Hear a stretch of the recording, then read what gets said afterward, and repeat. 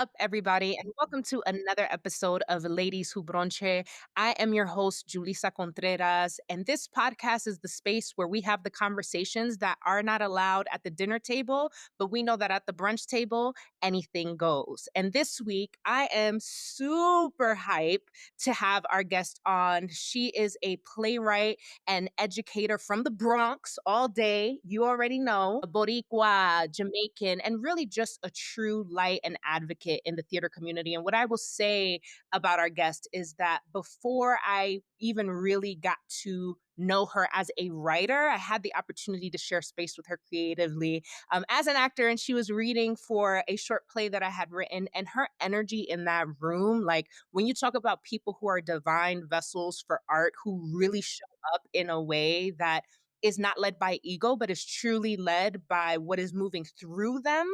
Uh, Cato is that person. So, Cato, who the fuck are you? Yo, yo, yo, what it is, Julissa? How you doing, my girl?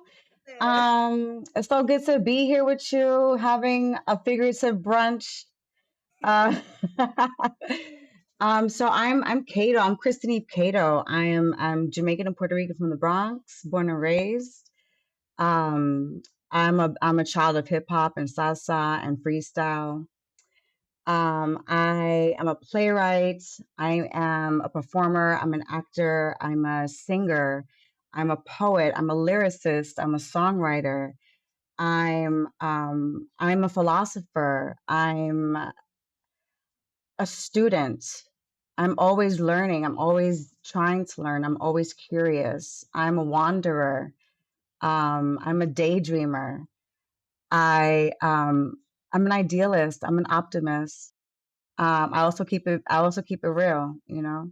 Um, I'm also an educator. I'm very, very passionate about education. So this feels right. Like this conversation we're gonna have today feels right. Yeah. Yes. Yes, and we're thrilled to have you here. I know that tomorrow you start tech for OK, Yes. your show that is premiering at INTAR Theater. Shout out to INTAR Theater.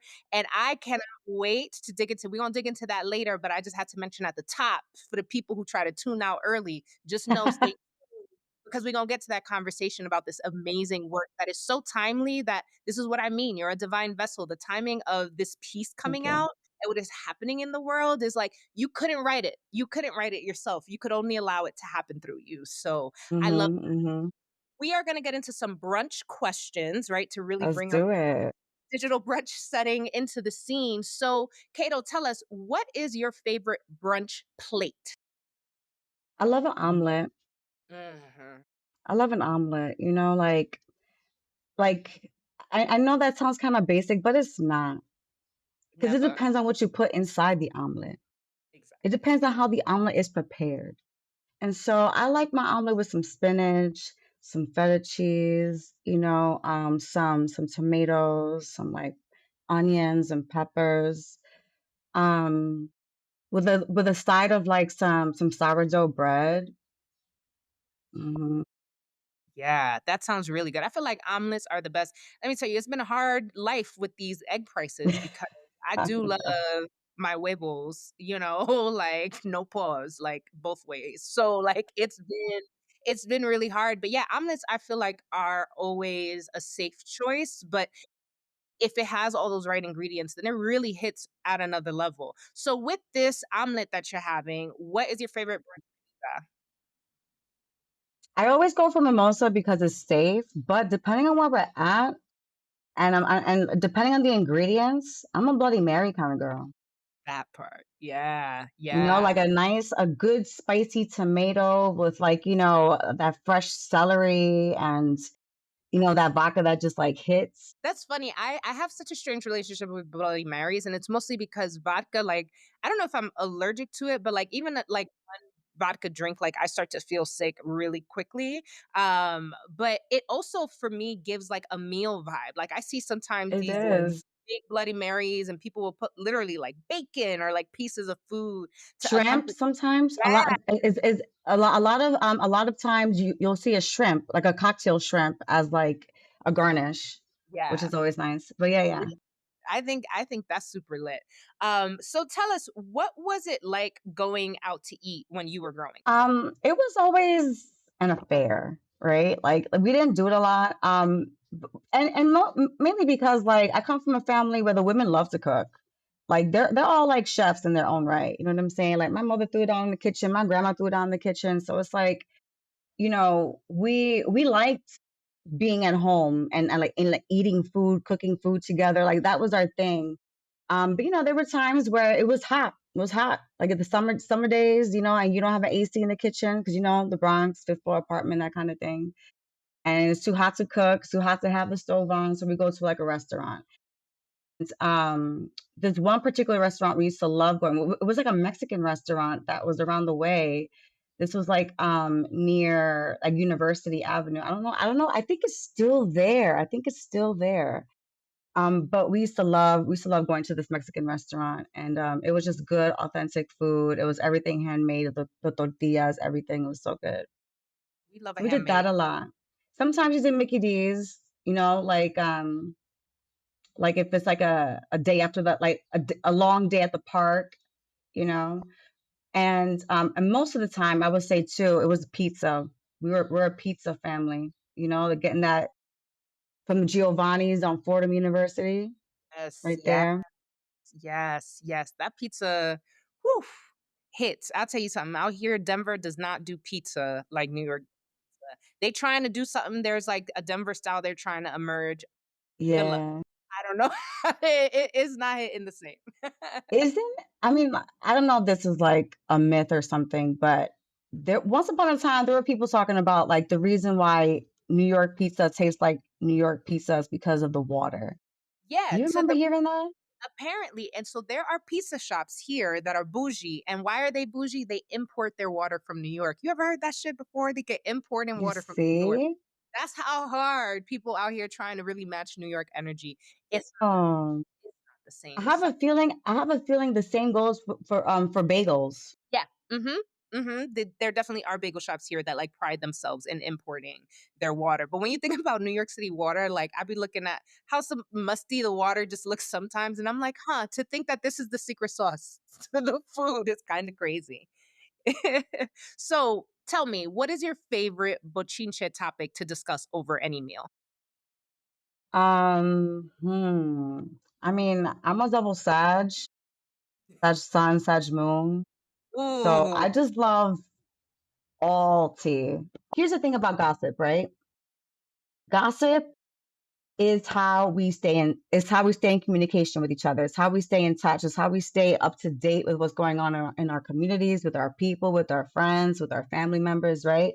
So it's like I always want to know because I tend to kind of just like go my own way, like from my friends groups. We all have our friends groups, and I have several, so that's why I pluralized it.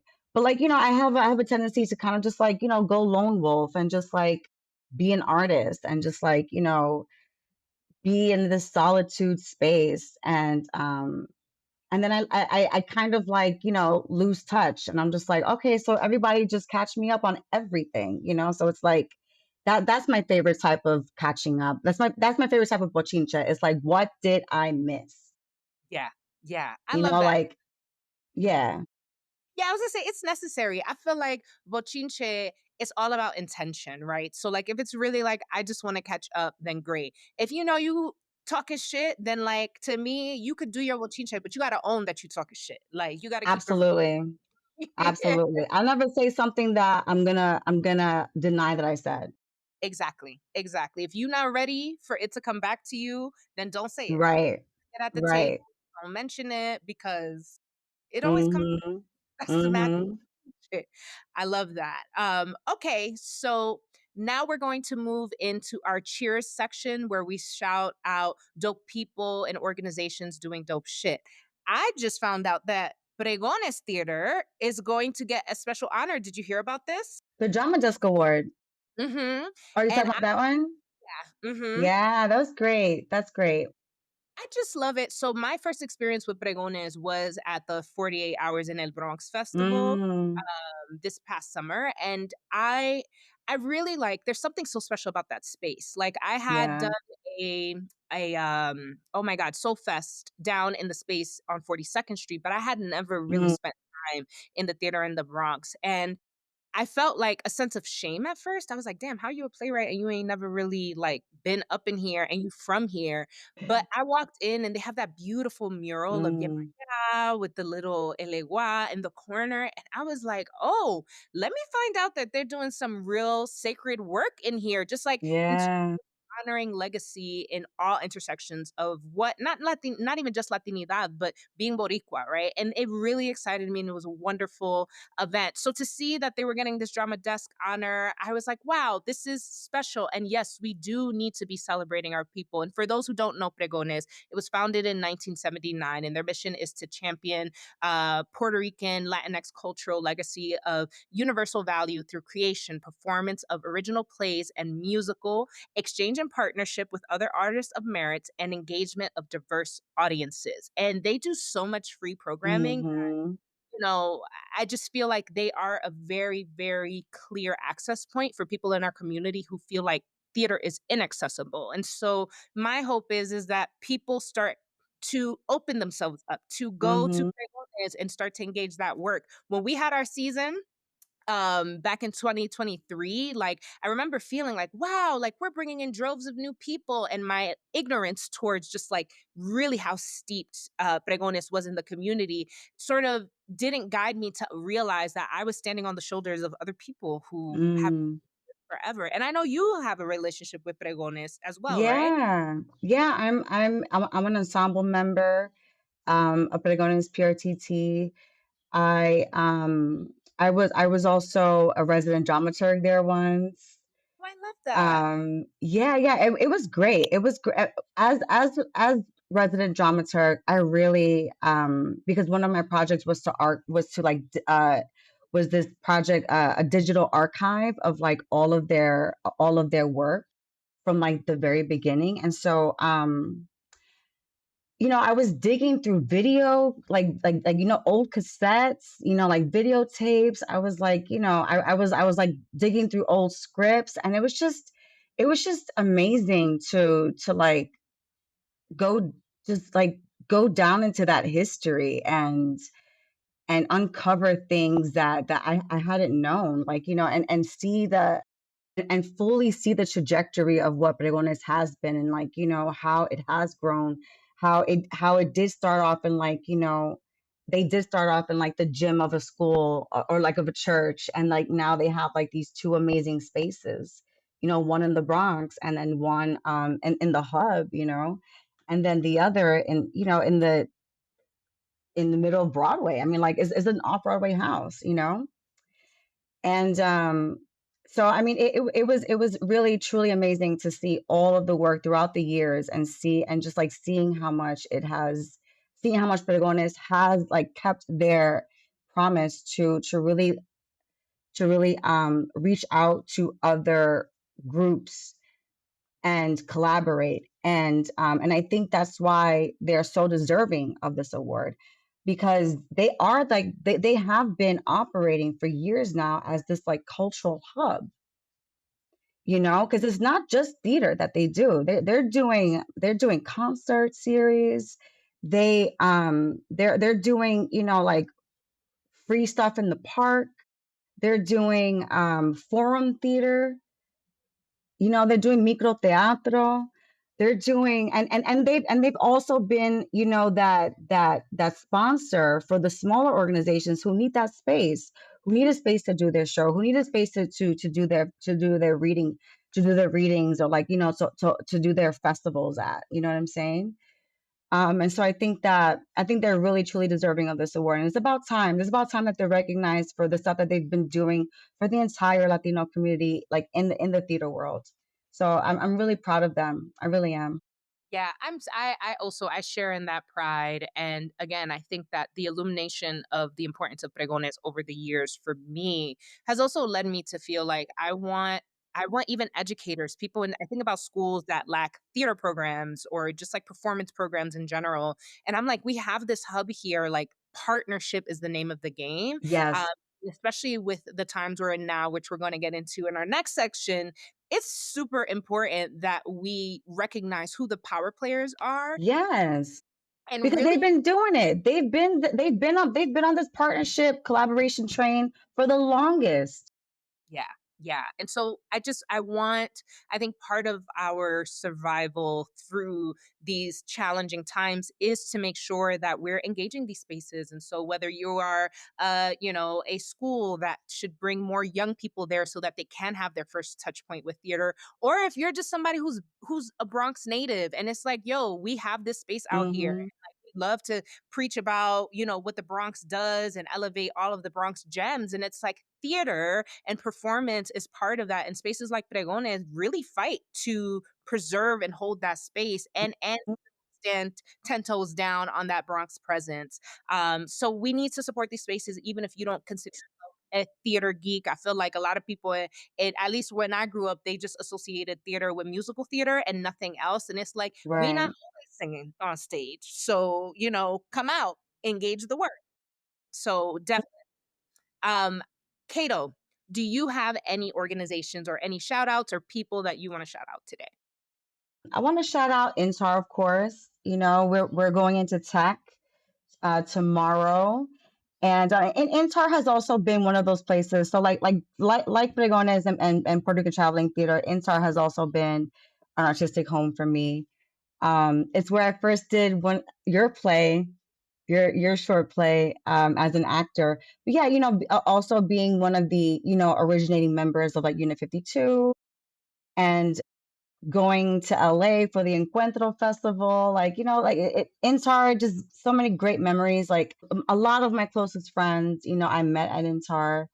And this feels like a really, like, if this feels like a full circle moment to, because this is like my debut there as a playwright. I've always performed there. I've always, done shows there, but never have I done one of my own shows. And so, this is definitely one of those full circle moments, and it's great that it's happening there. And so, what's up, Insar? Big up to Insar. And Um, word at WP too. WP. I wanna WP is also, is one of my artistic homes. I was just there last night seeing the closing of Minority, which was awesome.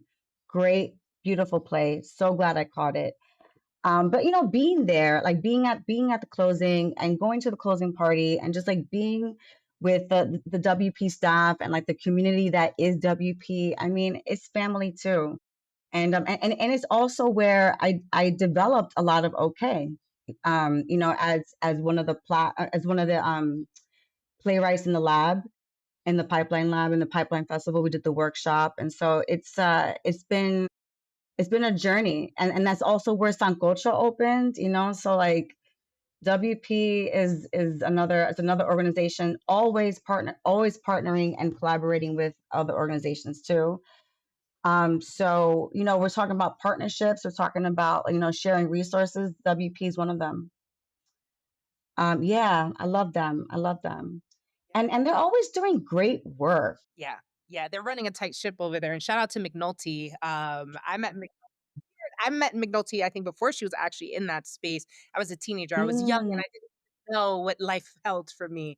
And I know that she's very committed to that space and to the partnerships in that space as well as the whole team. And there have been some people who are no longer on that team who have just like been so instrumental to yeah. what WP is really about. Shoot, I remember before they were in the theater they're in now when they were like near Alvin Ailey. Yes. WP, Yes. they true to this. So And also all the artists that come out of WP. I mean, like, iconic, yeah, yeah, legendary people. and you on that list, ma. We here. Eh. So I really love that. So shout out to everyone. Now let's get into our Tuta Loca is section, which I think actually neatly folds into the fate and future of these very spaces that we're talking about. So Mhm. this week, the loquera, yet again, is coming from our government and their cutting of the NEA grants. First of all, the NEA is the largest art funder in the US, right? It is an independent federal agency and it's funded at $207 million, which sounds like a lot of money. However, that only represents about 0.003% of the total federal budget. So we're not talking about, oh man, we did this cut and now we've gone down even 1% in our spending. So when you see something like that happening, it begs the question, well, why are you really cutting access to the art Right, to really crucial communities? Because not everybody got the same kind of "you're getting cut" letter, okay? And right. there's rules and standards around what can and cannot get funded, which feels very aligned to the way I was going to say institution, yes, the government, but I meant to say Mhm. this cabinet is really shifting things in the favor of rolling us back to I don't know, the founding of this country, which includes the mindsets and the practices and the values, which means not having our stories on the forefront. So Mhm. it's been it's been interesting to watch it. I'm curious what your thoughts are about these funding cuts. Yeah, I mean, I'm a history nerd, right? So I always think back to when countries are turning into like dictatorships. Mm.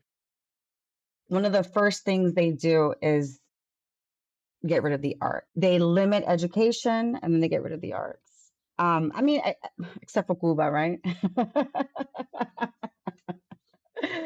But let's like let's put it into context, right? So it's like, why attack the artist? Why take funds away from the artist? Why set limitations on the artist? And it's because we're the ones who are always telling the truth. We're the ones who we're taking what's happening in the world around us, and we are telling stories around these topics, but then we're also presenting them to audiences. So whether it's theater, television, whether it's an art gallery, a museum, you know what I mean? It's like anything where the public can go see this art and be changed by this art and be influenced by this art is a threat to those who want to stay in control. Because I mean, artists, I mean, we're the anarchists. We're the ones who question everything. We're the ones who in times of in times of like in desperation and in times of need and in times of like really hard times, I mean, like really tough, depressing times. I mean, this is art is where people turn to for inspiration, for perspective. And I think that defunding the arts is just a strategy. It's just another ploy. It's just another way of silencing us. It's just another way of like, well, we don't need like, these woke artists to come over here and like, start preaching to the people about what's happening and like, doing shit like, forum theater or like, um microteatro, like and I mentioned those forms of theater because they are specifically like they are political theater, but like all theater is political. Yeah, because the All personal is art is political. yeah, I was gonna say the personal is political. Yeah. Mhm. Yeah, exactly. It's all political, and so I think it's just their way of making sure that we are disarmed.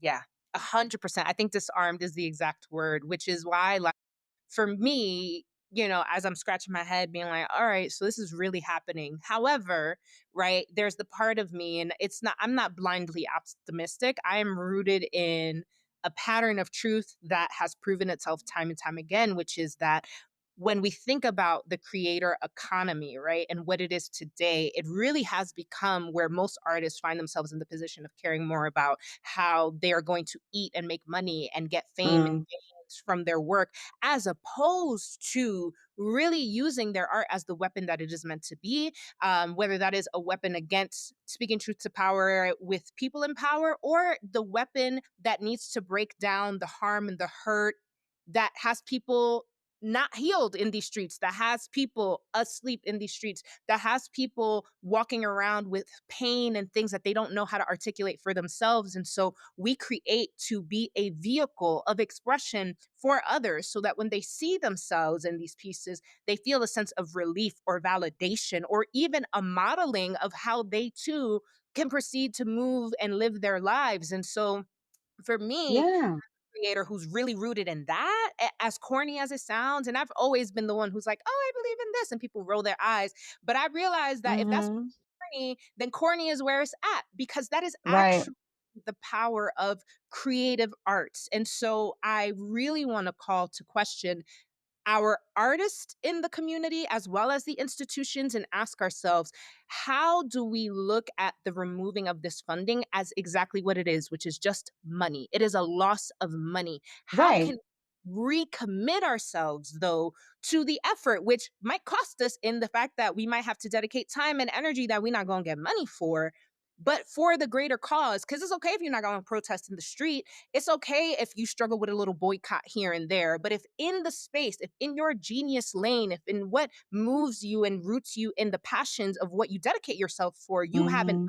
opportunity to show up, then show up. And that doesn't, to your point, that doesn't mean it needs to be political art. It doesn't mean that it needs to be an Yeah. anti administration thing. It can be kind of like okay is a story, right? About these women and being in the at the right place at the right time or the wrong place at the wrong time, depending on how you look at Yeah. it, right?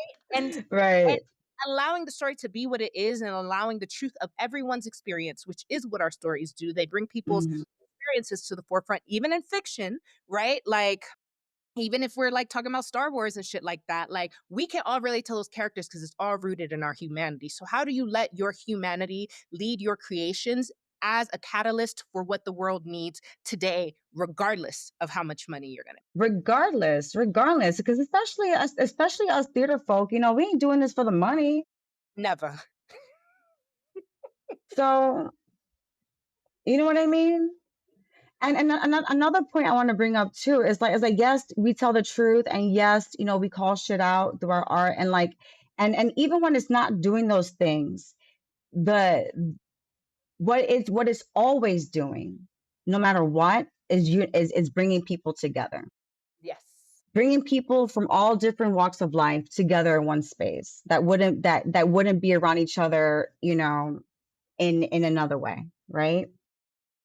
You go to the movie theater, you're sitting with a whole bunch of random people. You go to Broadway, the theater, and you're sitting amongst a whole bunch of random people.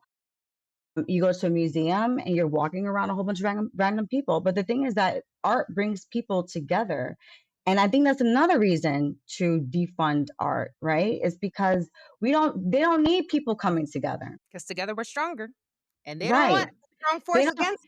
Right. They don't want people, they don't want people who are different from each other being together in the same space and realizing that we have so much more in common than we thought we did. You know what I'm saying? That there's more in common between us than there is differences. Yeah. Yeah, 100%. It's literally a tool. I don't know where was it? It might have been when we were at the Folger Theater, that I was speaking at the I was speaking at the panel, and we kind of touched on this. Like, yeah, really, the power of art like is demonstrated through the repetition of things like Shakespeare, which Shakespeare was not, Mhm. well, I'm gonna get a blue check on Instagram and I'm gonna be hit. Like none of that had anything to do with what Shakespeare was doing, right? And yet we see that even in its simplicity of its expression, right? The Mhm. robust expression of the human experience and how people could gather in the round to experience that is why we repeat it. And so, how do we ground ourselves in our Shakespearean or otherwise, because Shakespeare is not the only classic, right? Creator who brought people together. You Right. go back to ancient Greece, but then you could also go back to our indigenous roots and the storytelling and community efforts and art that was being created. Griots, like we're taking it back to like, sitting around a campfire. Yeah. And that's kind of what we need right now. Like, if the Mhm. truth about it, if the truth is no one's gonna have money for big fancy productions and all that stuff, then Right. where will we tell our stories? How will we gather? Or Mhm. are we going give it up, because I believe to say, oh man, our hands are tied because of funding, is to say, I am not willing to activate the purest form of my power. And I'm certainly on that side of things. So much so that, like, before we came on here, I felt guided to pull a card. I have these like animal medicine cards. And I was like, ooh, what is a card that is representative of the core of what Cato and I will be speaking about today? And the card was the dog, which is that little image that's right there behind me. And there were some core questions. I'm not going to read the whole thing because there's a lot, but one key thing um, that came up were these questions, which I think are questions that I want to share for our artists in our community, whether theater or otherwise, whether you're a musician, a dancer, like composer. Number one, have I recently forgotten that I owe my allegiance to my personal truth in life, right? Which for me is to why we create, right? Like, we know that we are drawn to this work. And like you said about theater, it's not for the money, honey. It ain't given the kind of coin that other pathways in life we could have taken give, right? So what is that personal truth about you and your vessel, and why you allow these creative truths to flow through you? And are you committed to that? Or are you committed to the creator economy that has been created around Mm, that and have now redirected your purpose to trying to win that economy rather than honoring why you got the first place? The second question is, oh wow, this is funny because we were talking about gossip. Is it possible that gossip or the opinions of others have jaded my loyalty to a certain friend or group, right? And so I think when we talk about opinions, hmm, jading your loyalty. It goes back to what I'm saying. Like, yes, you have to create from your divine space. Yes, you also have to eat, but also the ways in which we coexist and gather in these spaces. To your point, like sometimes people walk into the room and they're not rooted in the right intention, and so the process doesn't flow well for them because they care more about, what the process is going to look like and how big it's going to be than they are to just being present and sharing space with their fellow artists and really creating the experience that is for you too. Is not just about what the audience right. gets. We are healed and we learn and we are transformed through what we co-create together. So like, is it possible that we not really tapped into that and we're tapped into other petty things that's really misdirecting where our power can be going?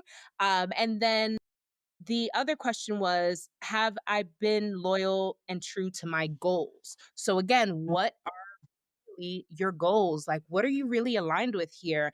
It's necessary, because if we are going to lose all resource, then the only thing they cannot take away from us is our mind, our our mind and our voice and our ability to create whatever we want in any capacity with those tools. Right. Um, so get to it.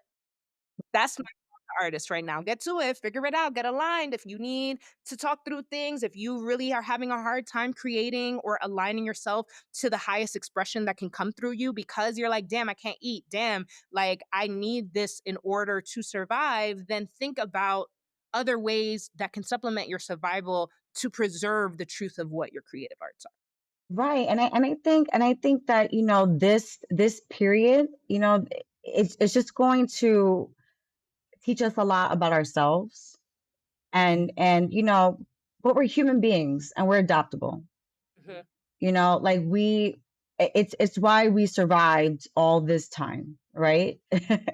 Because I mean, throughout evolution, we've been able to adapt. We've been able to be flexible. We've been able to find other ways of living in these new circumstances, right?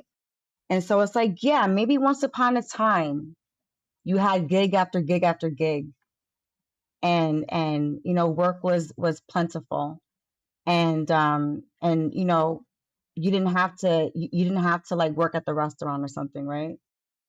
But maybe now that's not the case. Maybe now the gigs don't come back to back. Maybe there's like a little hiatus in between gigs, and so it's like, but we're humans, and we're adaptable, and we are flexible, and we have to remember that, like, there's other ways to make money, there's other ways to survive, and you can still make art. You don't have to stop making art just because your organization got defunded.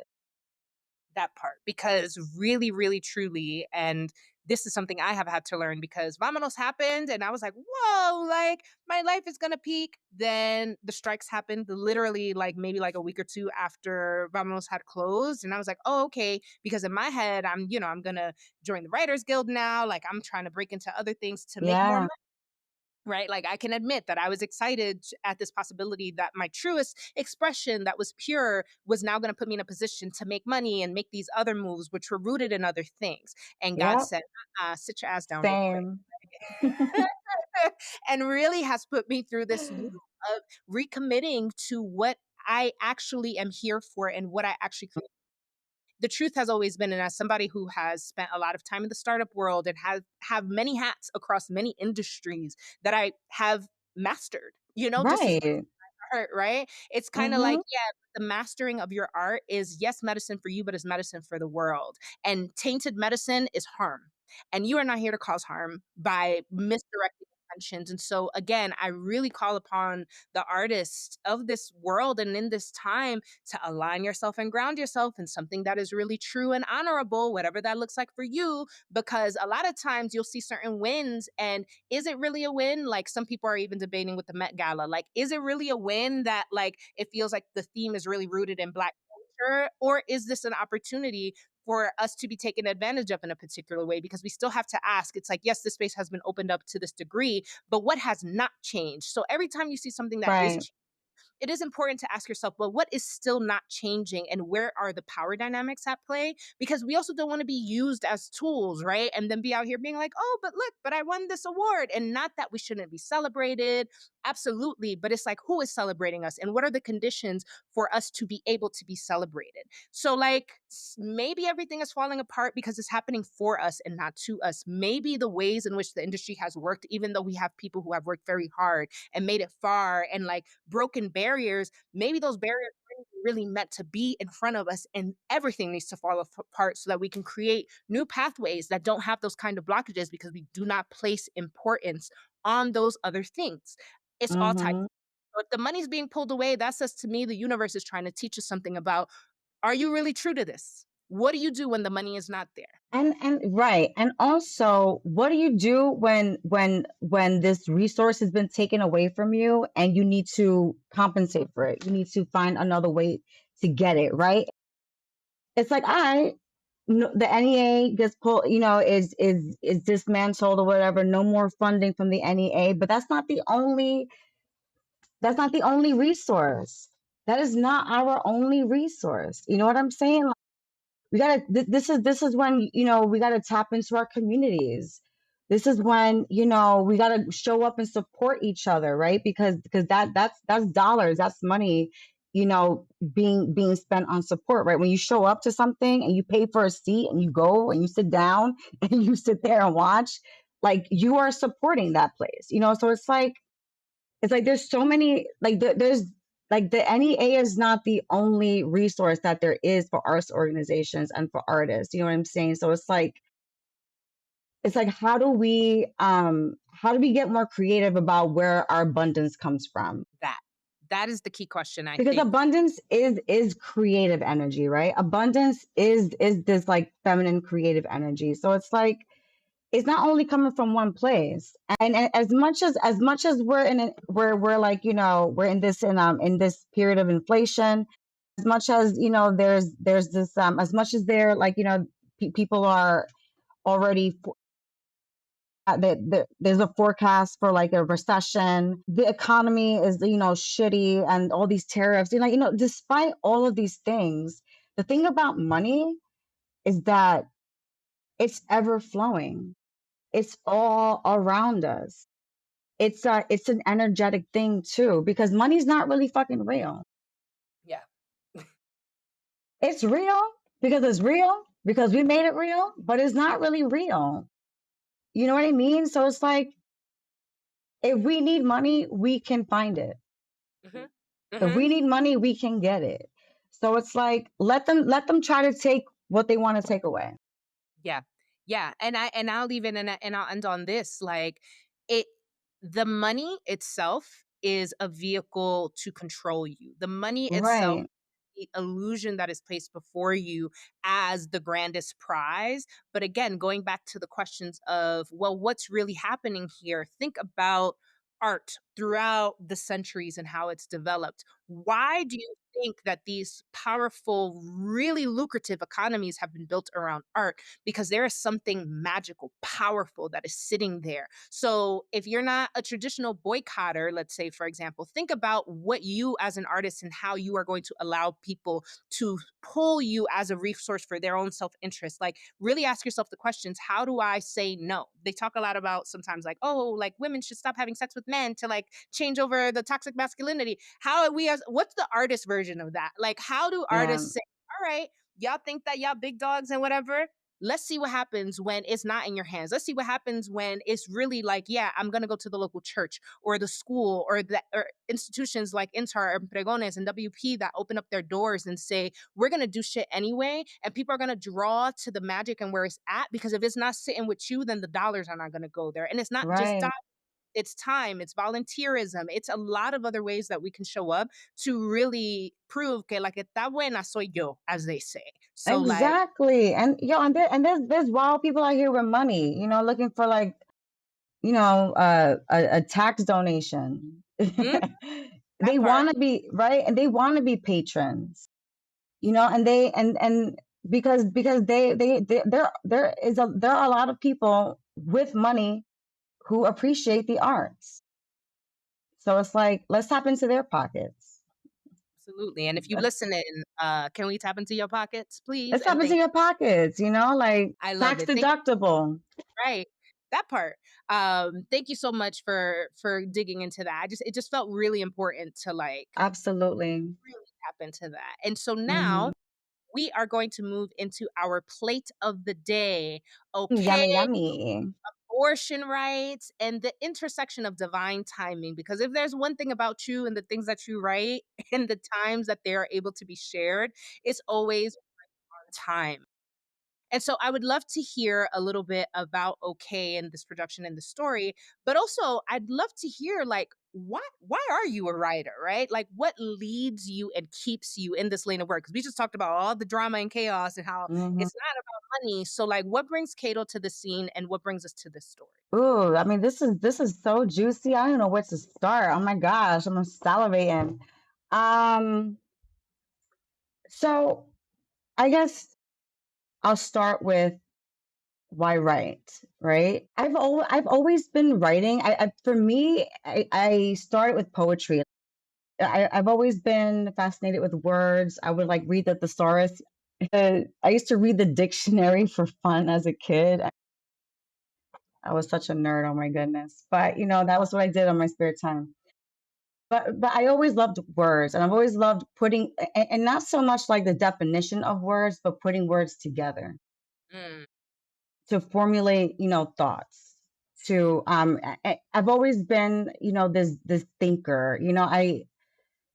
I think that people who think need to write, and we all think. I mean, we all have a mind. We're all thinking, but a lot of us are operating on autopilot. A lot of us are operating from this place of just like, from this place of like, mundane tasks, and like I just got to do this to do this, and then you know what, once I'm done with X, Y, and Z, I'm gonna cross off all the shit on my checklist, and then I'm gonna sit down and watch TV and zone out for a whole series, right? But then there's the thinkers, and that's people who are just always thinking and thinking and thinking and just get lost in their thoughts. And that's been me. That's always been me. Something on my throat. That's always been me. And so the only way I can really put my thoughts together is if I write them down. And that's what really started my writing journey. I was just thinking a lot. I mean, as a kid, I would lay down on my bed and I had like this blank white wall, and I would put my feet up on the wall against the wall, and like just like, with my back on the bed, and I used to just stare at this wall like if it was a canvas, and I would just like imagine things, fantasize about things, ask really deep questions. Like I always had like why questions, like, well, why, but why and how. And I still have like diaries and journals from when I don't know, from when I was like in second grade and on. And you know, the other the other day actually, I was looking through a couple of them, and I was really witnessing the trajectory of like my thought process, like how it started with like as a child, I was always observing people, and because I always found people fascinating, so I was always observing people, and my questions about my questions about life were mainly about people, like why are people like this?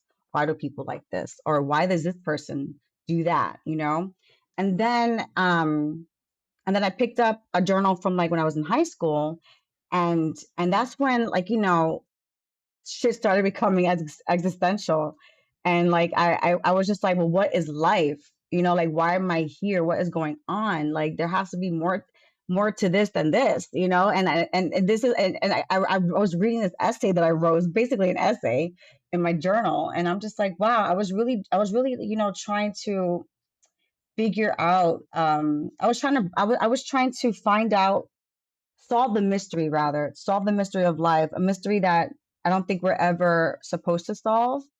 I think mystery is important because mystery is what keeps us um, imaginative. It's what keeps us creating things. It's what keeps us searching for things. It's what keeps us curious. So I think human beings, we need mystery, and so but I mean, sorry, I went off on a tangent because I'm just like going just down memory lane. But yeah, I write because I have a lot of thoughts, and a lot of these thoughts I want to share, and I think they're important to share because I feel like we're all thinking about it one way or another. We're all talking about it, or we all know somebody who who's really thinking about it, or who it really pertains to, and um and I'm like, how? I'm always, I've always been the type of person where if there's a group of people in the room, I'm always the one that's trying to get everyone together. So like, let's talk about something, like let's have a conversation together. And I think that writing does that, whether it's for an audience or just even a reader. Like if someone is just silently reading your words, I mean, they're still having a conversation with themselves. So I think it's the need to want. So for me, I write from the need to connect, from the need to share my thoughts, and from the need to really talk about the things that I think are worth talking about. And I also want to make people feel good. I also want to bring joy to the world. I think joy is so important, and if there are ways that we can bring joy to people, then why fucking not? Like I just, what happened to the joy? Like joy is so important. It's what keeps us going. So that's why I write. I write for joy. I write for conversation, for community, for connectedness, and so that people can see that we're more alike than we are different. Yeah. I'm always gonna be saying that because that's really what my work is about. Yeah. And I think that okay is a wonderful vehicle even to that experience, right? So tell us Yeah. a bit more about the story. No spoilers because we need the people to come out to watch it, but give us a little taste. What is this story about? So, okay, takes place in the summer of 2022. And so this is like post pandemic, right? This is post shutdown. This is when theater is opening back up again, because for a while it was non-existent, right? And so these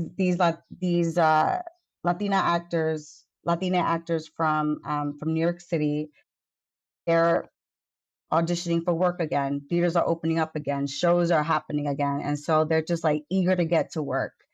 And but the pickings are slim, and so they all agreed to do this tour of a bilingual parody of the musical Oklahoma, and the tour is in Oklahoma. And they all agree to go because they're like, hey, I want to get out of the city anyway. And plus, this is money. And plus, I'm performing. I haven't performed in 2 years. Um, the play within the play itself is hilarious, but I'm not going to give that away. And so the lead finds herself in this regional theater in Oklahoma, and she finds out that she's pregnant. So she, right away she does something about it. She's like, "Well, I'm in this show.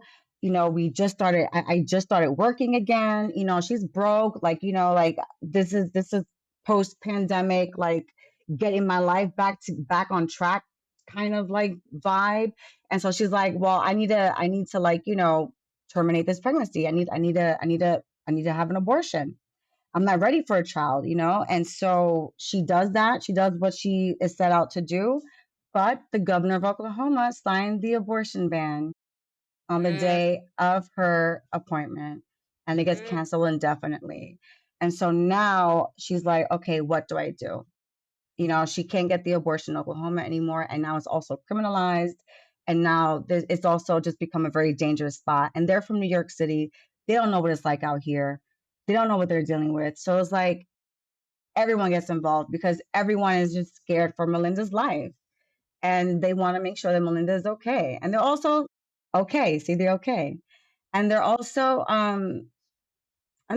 trying to be advocates too. So it's like the other characters are trying to be advocates for this for Melinda as well, who's the lead. And so it's like it's this tug of war really between like, what do I do? Do I, like, do I go through the lengths that I have to go through to get this abortion, or do I just succumb to my fates and just keep, I guess, like, see through to this pregnancy? And in the midst of all that, we're learning as an audience that it's not about whether you're pro-life or pro-choice. It's really about being pro-liberalism. mm, You know, it's it's about being pro the idea that women's bodies, people's bodies, everyone's bodies should not be governed. That we should feel free and liberated to choose what we want to do with our own bodies. And a wonderful discovery that I made in this rendition of Okay is that what I love about it is a very unapologetic femme play. But there's also an intersection here that we just cannot ignore, and it's trans people, mm, you know, and the idea that there are trans men out here who also have female reproductive systems. There are trans men out here who are also getting pregnant. And so this goes even far beyond a cis female's body. yeah, yeah.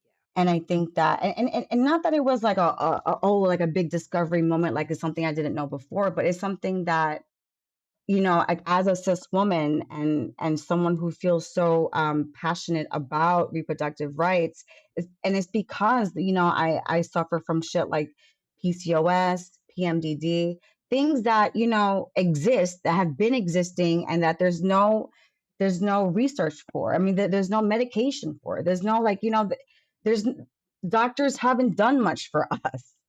And so I'm coming from this place of like, my own pain. But then as I'm sitting with the work, and now that I'm able to detach myself from it, right? And really like get the full picture, I'm like, holy shit, it's not just us. It's all of us. So that's why I'm like, it's not about pro-life or pro-choice. It's about pro-liberalism, Yeah. Yeah. I love pro-liberation. yeah. Yeah. Pro-liberation. Like, just be pro-liberation. Like, you can believe what you want to believe. You can have your own. You can be religious. You can be spiritual.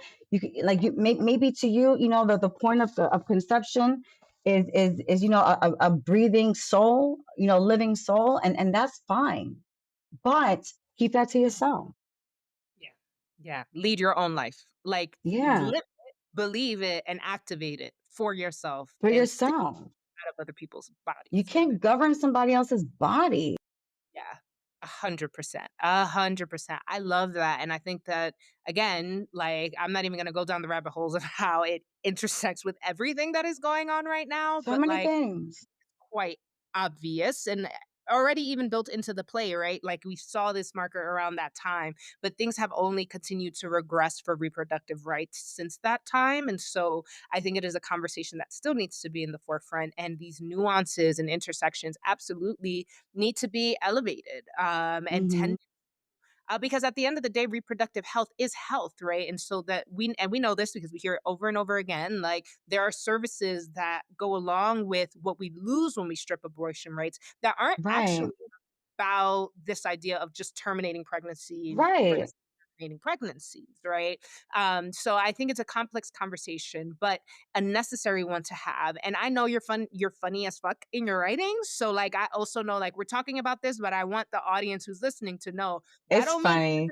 like, oh, mopey, whatever. This is a Right. fun ass play. So like Thank you for that, because it is funny. It is funny. I'm like me, Cato, the person talking about this topic is serious, but the um the way that it is delivered is comedic. and wonderfully cast. Like you guys have such a dope cast, a Oh dope my gosh. director. Shout out to Melissa. Like, you know what I Shout mean? out So to like Melissa. this is really yeah, this is really something to be reckoned with. And so I'm so excited for everyone to join you. I wonder, okay, and some of your other work, you always speak truth to some to power in some degree, even in subtle ways. How does the community respond to your work and how do those responses either motivate you or shift the way you work? Yeah, this is a great question. Something that I've been very, very proud of, um, is that my work, although it is usually culturally specific, still resonates universally with other people, like outside of the culture. I learned that with sancocho, like they were I mean, I can't even count how many times somebody from another, like from another ethnicity, whether they were like Filipino, Italian, white American, I mean, African. I mean, like so many different people will come up to me saying, "This reminds me of my family. This reminds me of like like my family's past and like my family's history, or like this is how it is in my house too. Like, this is how we cook too." And because yes, sancocho was culturally specific. It was very New Yorican, right? But what they were doing, which was like connecting and bonding over this food, healing over this food, having these deep conversations over this food is something that we all share, right? We all share some kind of like family generational trauma. We all like all every family has their secrets, has their like skeletons in the closet. And so so that's something that I'm very proud of. Like I'm very proud that I have found a way to tap into other cultures using my own. Because that goes back to what we were saying earlier, right? It's like, how do we unite each other? How do we have this conversation with each other? How do we find ourselves, how do we come to the conclusion that we are more alike than different? Period. I need to get you a shirt. We are more alike than we We are are more different. alike than different. Like that's what it is. And so the same thing with okay. Because you know what? Yes, these are Latinas. There's a lot of Spanglish and yeah, they're if they're from New York, they're raunchy, they got dirty mouths and they're funny, all these things. But when we're truly listening to Melinda and like her dilemma and what she's like, like the stuff that she's really debating here about her life, I mean, it's something that anyone will be able to resonate with, because anyone, at least at one point in their life, has felt like they weren't ready for something, or that, or felt like, or something, or they weren't ready for like this big life change, or that, they were facing something dangerous and they just didn't know what to do. Like, hopefully, I mean, like many of us, have gone through these things and still going through them right now. So I feel like people will resonate with Melinda, whether they've ever been pregnant or not. You know what I mean?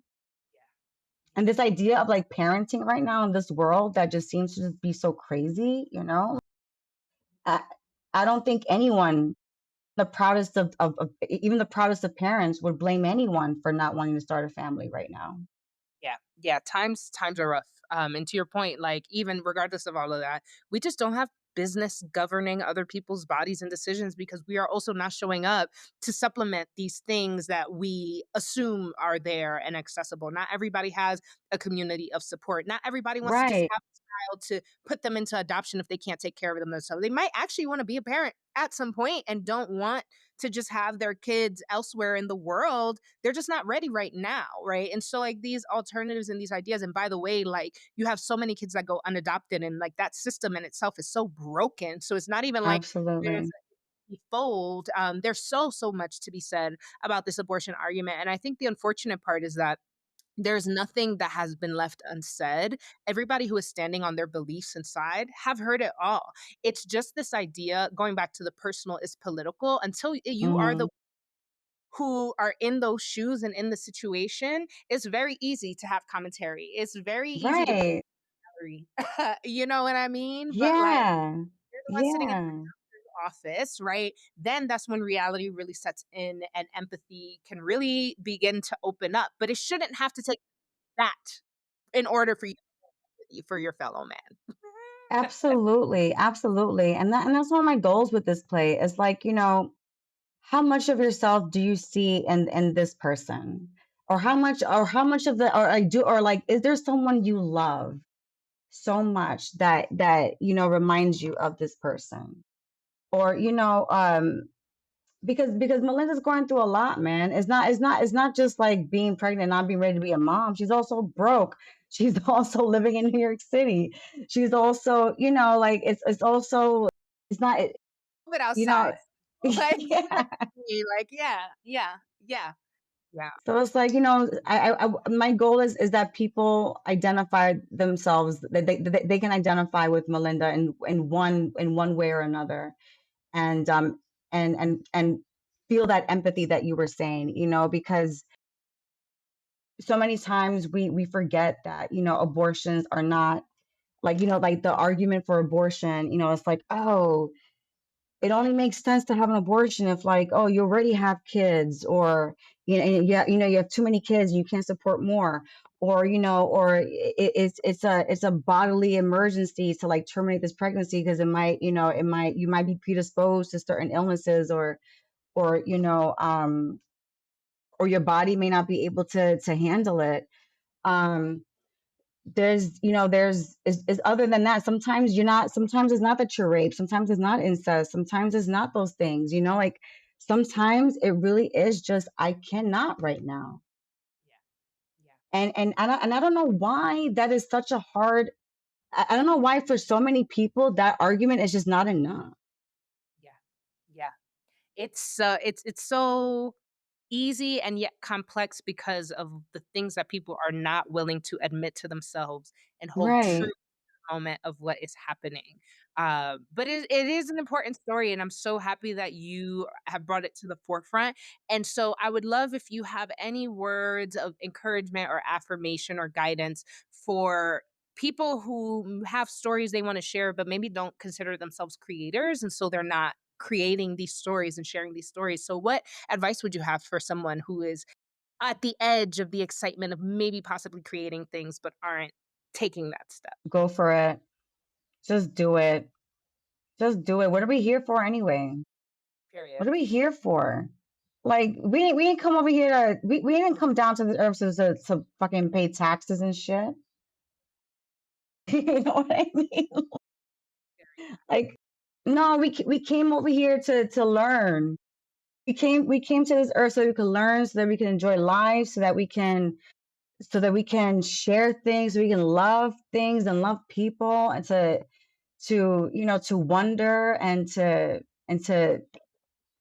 have a good time. Yeah, yeah, yeah, Everything out part of the reason why we don't have a good time is because like we did it to ourselves. Nobody told us that we had to create money.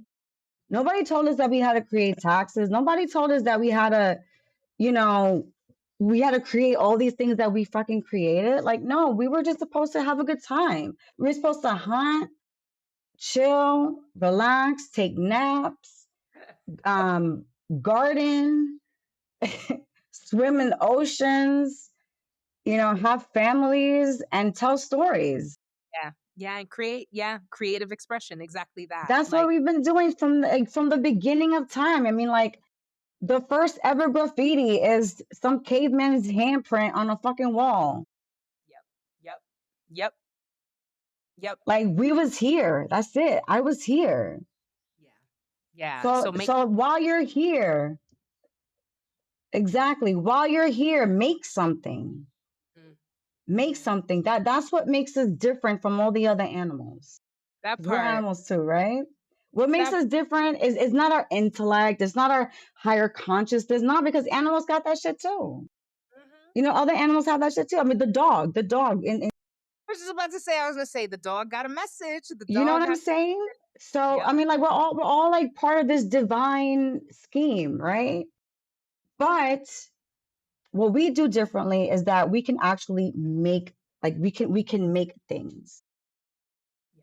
So make some so people out there, if you're on the verge, on the edge, don't know, make it. It doesn't matter if you're not trying to be the next Ryan Coogler or whoever. You don't gotta have those goals in order to allow yourself to indulge in your divine right to create things. So create.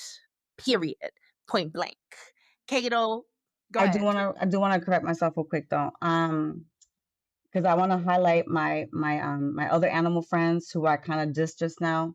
Beavers make things. You better come back and Birds birds make nests and stuff. Bees, my bad friends, they make stuff too. right. You're right. It's funny because when you said it too, I was like, I mean, do animals not create? But then I didn't want to take us on a tangent, but And you're I was like, right. no, no, they do. Yep. Dolphins make music too, don't they? Like make sound like they be in the Yeah, sea, yeah, yeah.